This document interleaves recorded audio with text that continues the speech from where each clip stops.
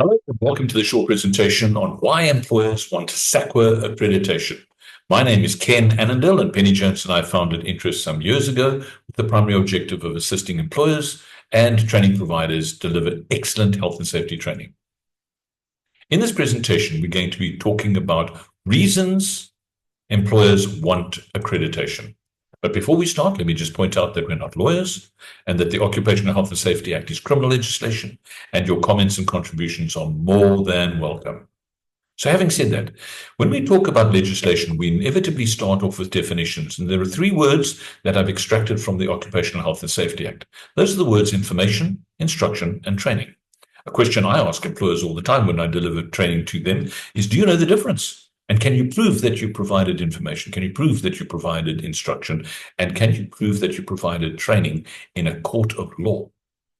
Now, there are other terms that we also need to take into account, such as the SAQA, CETA, NQF, QCTO terms, such as accredited, and understand what they are, aligned, and understand who does that, approved, and get your handle on where you go for that, then certified, competent, compliant, licensed, registered, and verified. So from that, you can see why there's so much confusion in the marketplace, and people are often using the wrong terms. I came across somebody the other day who calls himself an accredited training material developer. And my remark was, good luck. I don't know of any place that accredits training material developers. I know organizations, PTY Limiteds, and things that are accredited training providers. Now, probably he attended a course and he was registered with the ETDP CETA as a training material developer. So important to know these words and obviously get clarity on the right needs in the beginning. Now, it's also important to know that we're dealing with the Department of Higher Education and Training at SAQA, and there they have three levels. The first level is full qualifications. Those are trades and occupations and career, hence the name, Quality Council for Trades and Occupations, and that results in a diploma or degree on completion. Then there are part qualifications for those that are working their way to a full qualification, and then the category in which the occupational health and safety training falls. These are skills programs, 1, 2, and 3 short courses, very low credits, and so forth, because you'd appreciate that the occupational health and safety have roles and not careers. And that just results in a letter of completion or a certificate of attendance. So having said that, that's going to be our focus for this presentation. As a little bit of history, back in June of 2023, the Department of Higher Education and Training stopped all new CETA accreditations. They stopped renewing CETA accreditations. Any surviving accreditations were, they told us, to expire in June of 2026. They cancelled over 11,000 unit standards, and then as a result of some pushback, they revived some of the unit standards, but not all of them, and they will be around until 2026. Then there's the introduction of the accreditation with QCTO, and the transition has been taking place for some time now. And you can get accreditation with the QCTO, but you'll see in a short while that at this stage, only 3 useful programs. A couple of qualifications, yes, but skills programs, only 3. And there's a massive shortage at the moment. So if you were to ask a training provider, are you accredited? The question would be, is there a unit standard, and can I present that? Or is there a QCTO curricula or code for these topics? I've just listed a couple of topics over here, such as there's no unit standard and there's no curricula or code for ergonomics or evacuation or fire or hazardous chemicals or hazard identification and risk assessment or induction or investigation or news or legal liability, safety representative, supervisor, working in confined spaces and working at heights and courses like that. Hopefully, we'll see them within the next 12 to 24 months, and we just need to be patient. So, having said that, is it fair to ask somebody if they're accredited and they respond to you that there is no place to get accreditation in South Africa anymore for these topics at this stage? Hopefully, that'll change. Okay, then there's another very important definition that you must be familiar with. Competent person is defined both in the regulations as well as in QCTO and CETA training courses. So very important, there is a definition in the Act, and that's the definition that you need to go to.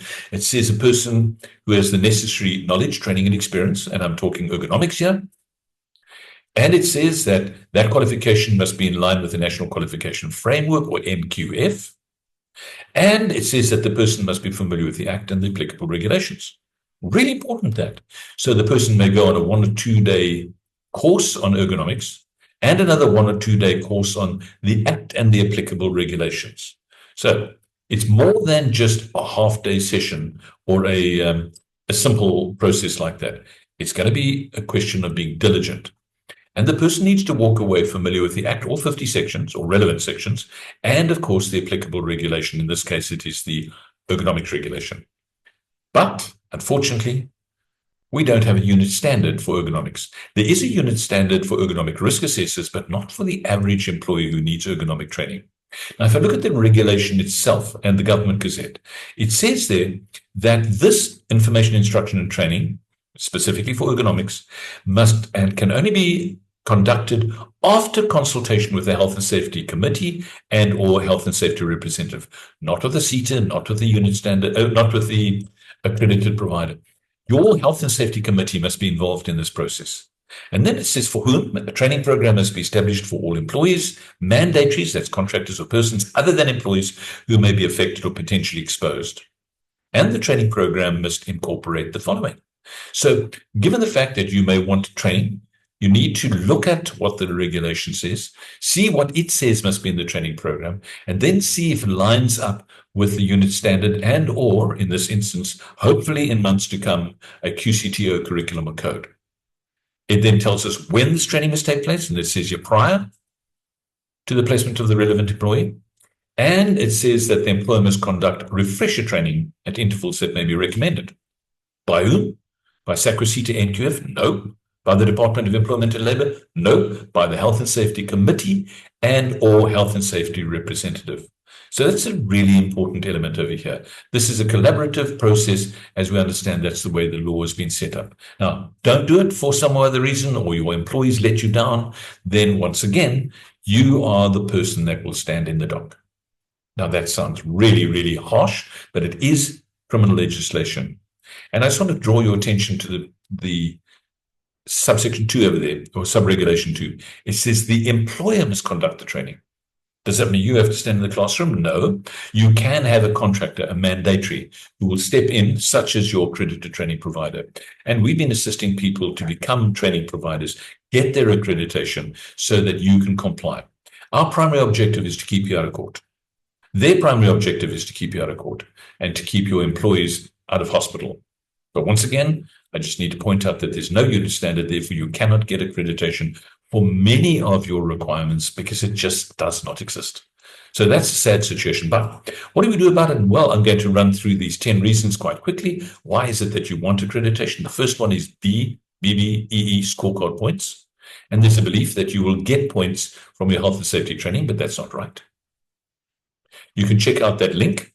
Go and have a look at the documents, get your company secretary or legal advisor to look at that. But it says they're mandatory or regulatory or legal compliance training does not qualify as skills development contribution and may not be claimed back. Then there is a belief that health and safety training improves our overall BBEE rating. Well, once again, not true. It says this mandatory sectoral training does not qualify. That's important. As skills development contribution, and they use the example of health and safety training. And there is a link that you can go and check out. Then the third one is, well, hang on, I'm paying every single month. So I want some of that money back. It's called a levy or a tax, as we understand it. And it's an SDL levy, it's a skills development levy, and it funds CETAs and QCTO and so forth. And with that in mind, I'll explain how it works very simply. Based on the annual payroll that exceeds 500,000 Rand, you'll be taxed at the rate of 1% of your annual payroll. That 1% will be paid to SARS, South African Revenue Services, who will then disperse it to CETAs, one of which will be your primary CETA. Now, it's very interesting to note that just in 2023, in the third quarter, the aggregated employee gross earnings in South Africa reached over 850 billion Rand. Wow. I mean, that is just mind-blowing. It's an enormous amount of money. Question which I ask all the time as a former law enforcement officer is, where's it all gone? Who's got it? Where does it go? And we do know that it's used for higher education as well. So in effect, employers are funding higher education. So having said that, there are cases that are being investigated at the moment where the SACWA CETA NQF employees and office bearers and organizations are being investigated. If you just do a Google search for something like OTA investigates 3 more CETAs, as an example, then we see Parliament themselves declare Higher Education Committee raises concern over rehiring of executives suspected of involvement in corruption within CETA section or sector. I don't want to get into that. You can do your own research and see what the newspaper says and what the political party says. And the former Department of Higher Education and Training Minister, Dr. Bladen Zamandi, a criminal case has been opened against him. So enough of that. I don't want to go down that road, because at the end of the day, we're building a country with strong integrity and ethics. And I believe that we, you, me, we can all play a role in that. Okay, so let's just quickly talk about this levy and what happens to it. So the breakdown is quite simply, we're doing occupational health and safety and regulation in line, compulsory annual mandatory regulatory training. Here's a mouthful. And we see that we'll be paying 1% of our annual salary bill above 500,000 Rand. Then, in addition to that, we need to appoint a skills development facilitator who's going to manage the work-based skills plan, the annual training reports, the discretionary grants, and the applications for that. Then, of course, you'll be paying the invoice cost that the service provider is going to send to you before, during, or after the training. You will need to pay for QCTO competency certificates at 149 Rand each. And if you happen to be accredited yourself and you want accreditation, you'll be paying 6,000 Rand for every 5 curriculum. I'm just trying to think of the terminology, QCTO codes or curriculum. So the first one is 6,000, the second, third, fourth, and fifth is 1,300. The 7th one is 6,000, and so forth. So it's a lot of money that you are spending, and we're sending through to SACWA CETA NQF QCTO and so forth. But enough of that now. Just move back. You do have an opportunity of claiming this or some of this money back. Bearing in mind 500,000 Rand is what we're talking about, you may claim 20% of your 1% of your SDL back. So 500,000, let's use an example of your 5 million. 1% of 5 million is 50,000. 20% of 50,000 in terms of your rebate is 10,000. Now, if you happen to be a larger company with a salary bill of 50 million or 500 million, then it makes a great deal of sense. But I've heard many employers say, oh, just not worth it. There's a lot of work for a very small return. And that's a decision that you need to make yourself. However, please, may I point out that you may still apply for CETA mandatory and discretionary grants, even though they're no longer accrediting individuals or training companies. They are issuing or managing these grants as well. Okay. So the third reason is, I heard that if we don't use accredited trainers, we won't get our rebates. Well, unfortunately, that too is false. So if you look at the Government Gazette, you'll see there it talks about what you may do. So it says the Skills Development Levies Act provides for recovery of levies based on the submission of workplace skills plans, workplace skills implementation plans, and names of skills developers, whether or not they are accredited. You can also pick that up with that link, and you can look at the SACWA document that I'm referencing over there. Now, number 4. I know that there's a belief that you're going to use an accredited provider, you supposedly are going to get a better quality of delivery. And it is important that you scrutinize that very issue, because it is true to say that there are people out there with accreditation who are not credible. Quite simply then. They've got the badge. Now they've got the badge. They run around, and I know of organizations that have accreditation for one unit standard and then claim accreditation for anything and everything that the client asks of them. So we suggest that you and your team and your supporters, that your representatives is the word I was looking for, that you actually do a thorough vendor due diligence with every single one of the training providers that come your way. And make sure that the training material is plagiarization free. In other words, they own it, or they have a license, as we do with our licensees, that they can run those courses, and that that training material is aligned, adapted, modified, customized to address your specific Section 8 dangers, hazards, and risks. Then make sure that they're in possession of a current CETA and or QCTO accreditation, and ask to see the original document.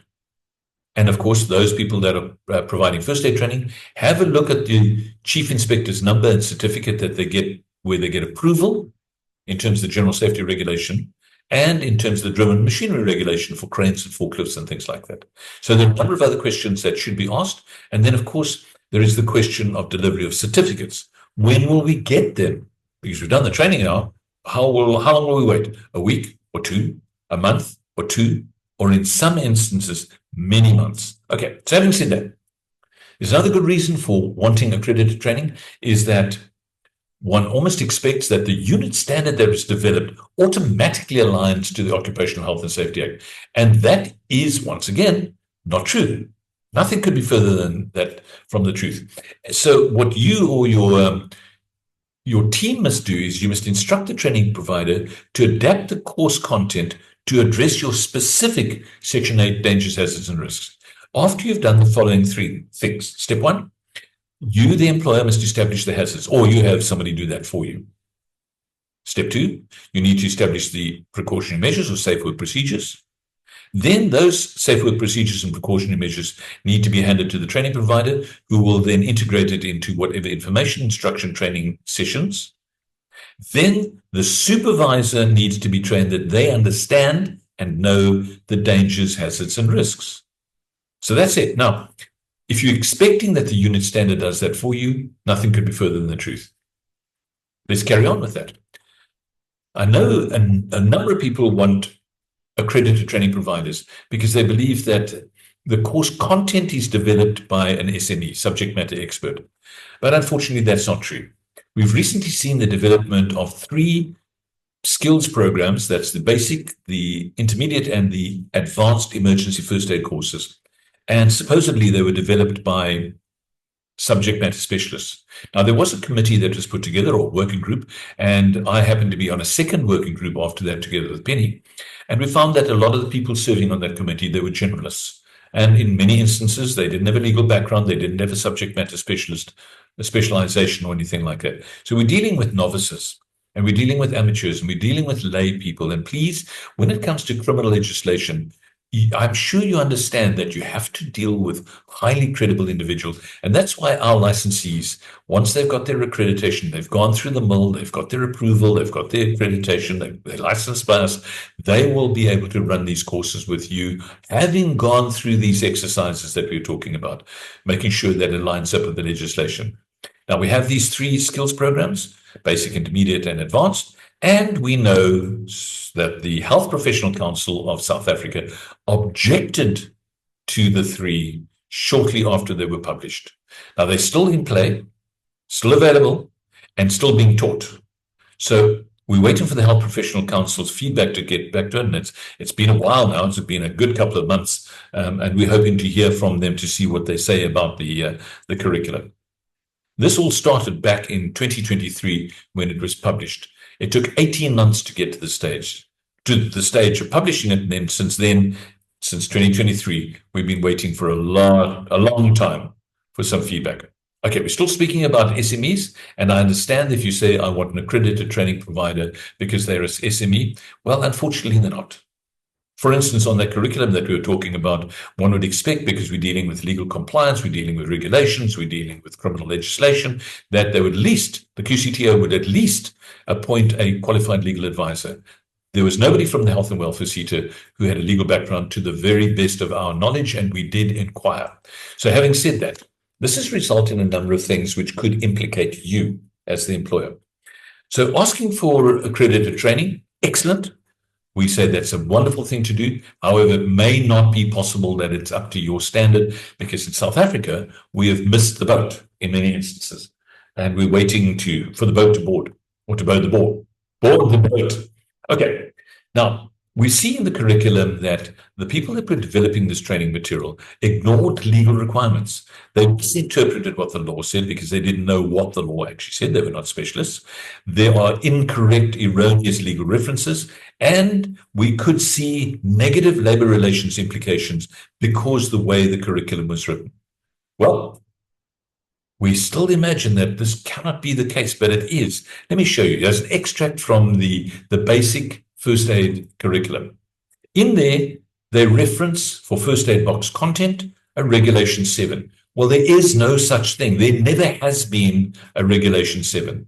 In fact, the reason they use it is back in 2005, the Department of Labor published a document called the Draft General Health and Safety Regulation, in which they changed the current General Safety Regulation 3 content of the first aid box to Regulation 7.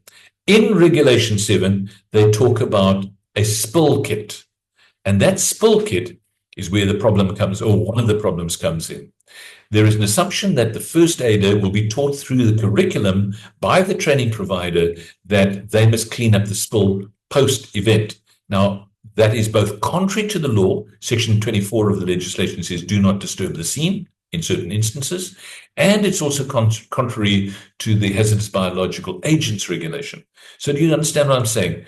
There was no legal advisor. Nobody gave them guidance, and now it's been published, and it is believed that it's the best thing under the sun. So if your training provider, your accredited training provider comes to you and says, we need to change, modify, update, and customize, I would agree with them. So work with them on that, or have one of your team work with them on that. Okay, so the next reason that people want accredited providers is that they believe that they will complement your attorneys and your legal minds. We know that in Section 38 of the Act, there are fines and penalties, and you can see there's a host of possible charges that could be laid against you, all those numbers. I'm going to quickly talk about Section 7, 8, and 9. Well, 8 is the one that I've been referencing. Then Section 18 talks about health and safety representatives. Now, break the law, and you could be, on conviction, fined 50,000 Rand or imprisoned for a year, or both. So let's just quickly touch on Section 18. This talks about the first aider, and it says that the employer shall provide facilities, assistance, and training. Once again, you're not going to necessarily do the training yourself, but you have somebody such as a licensee, an INTRA licensee, actually run the training programs for you. And then it talks about what must happen before the training takes place. It talks about agreement by the employer and employee, and agreement by the committee, and agreement by the health and safety representatives on this training. Wow. Do you see how easy it is to miss the point? If your accredited training provider doesn't point these things out to you, you may not know it. Therefore, you would be the person standing in the dock in the event of, heaven forbid, something happens. Now, we also know that in the near future, we're going to see the amendment bill. They've been talking about this for a long time already, but please notice where the fines have gone from 50,000 to 5 million Rand. So they're getting really serious. Obviously, the Department of Employment and Labor are concerned about the amount of injuries, diseases, accidents, occurrences that are taking place, and they feel that it's going to be necessary to really, really police the workplace and the employer and his supervisors and foremen and charge hands. Now, of course, if you're prosecuted and if you're convicted as a former law enforcement officer, I can tell you it's a long-winded process. A court case could take 3 or 4 years before it winds up. You know that you get a criminal record, your fingerprints are taken. You might actually spend a night or 2 or 3 inside a holding cell, a waiting trial prisoner cell. Then once you've gone through this entire thing and you have served your sentence or paid your fines, then to get your record cleaned could take up to 10 years. It says after 10 years. And only then may you get permission to get a visa to travel and things of that nature, or to get a new job or a new appointment. And I think you know that directors of companies that have criminal records cannot hold that directorship. So there's a lot that we could be talking about. Once again, why is it that you want accredited training? Because you need to protect yourself, need to look after yourself and your team as such. So I would say that, of course, the courts, the insurance, the auditors, the inspectors should accept your selection if you do it properly and if you do it diligently. That should be the case. But it's obviously not working all that well, because the new Minister of Department of Employment and Labor, Nomakosana Meth, is now strengthening the capacity of the Department of Employment and Labor Inspectorate and Enforcement Section by increasing the number of inspectors from 2,000 to 20,000 inspectors. I'm just gobsmacked when I saw that. I couldn't believe it. Obviously, they're going to come down really hard. And for that reason, you, I, me, everybody else, our clients need to make sure that we comply with the legislation and we get it right. And that's why using an accredited training provider is a good idea, but not expecting that training provider to keep you out of court. You, as the employer, must still make sure that all these things are in place. I'm going to suggest that you chat to your attorney, your company secretary, get some legal advice on this entire presentation, ask them their questions. Because yes, of course, I know that you want to avoid prosecution and you're prepared to do everything to avoid prosecution. And compliance is the name of the game. Legal compliance training, first and foremost, before SACWA, CETA, NQ, before credits, before all of these other things like certificates. Make sure you're complying with the law, because unfortunately in South Africa, we've had some really horrendous incidents. The most recent one that we can think of is the building that collapsed in George. And I saw the other day that the Alan Winde, the Premier of the Western Cape, has now submitted the document to the NPA, the National Prosecuting Authority. We know about the Palm Media fire. We know about the Boksburg tanker explosion. We know about the Somkem, there were actually 2 explosions at Somkem where people died. We know about the Tongaat Mall collapse. We know about the Grayston Bridge Drive collapse. All of these have result or will result in criminal proceedings, and it could take years before you're either acquitted and or convicted. So without getting into too much detail, if you need legal advice, we'll definitely be able to find an attorney amongst our colleagues and contacts that'll be able to provide you more information on that. So as we start wrapping up now, let's talk about why. Once again, why do I want accreditation? Well, I need proof. I need to be able to show the department or the courts or the auditor or the inspector that I have actually complied with the legislation. So here's an interesting thing. Expecting the accredited provider to provide you with a certificate is no longer acceptable, because now we see, if you're dealing with the QCTO, they have recently declared that they are the sole authority who may issue QCTO certificates of competency, and they'll charge you 149 Rand for each of those. No longer is a training provider allowed to issue a certificate of competency. Wow, that's really a change to the old system. But of course, I mentioned that if a CETA accredited company's accreditation is still valid, and it calls for a competency certificate, they can issue that certificate, but that only is valid until 2026. So it's really important for you to know and understand. Right now, we're experiencing QCTO certificate delays of months, 3, 4, 5 months before you will receive anything in your hand to say that you have complied with the requirements. If the inspector walks in and the inspector says, where is your letter of or certificate of, it's important that you have something that you can, substantive, that you can show them. Okay, so the goal is to focus on legal compliance training. Keep employers out of court and keep employees out of hospital. And as we wrap up, I just want to say to you, it is best practice, and that's a very good. Number 10 is the best practice reason. A very good reason why you want to use a credible training provider. INTRA have been preparing training providers for a while. It's up to them to run the programs with you, hand in hand with you, and it's up to you and or your team and your supporters to make sure that you've bought the right goods. You know the Latin phrase, caveat emptor, let the buyer beware. And it is clear that it is up to you and or your representatives to make sure that they've inspected the property, the goods, the services thoroughly, done a due diligence before purchasing them or placing an order.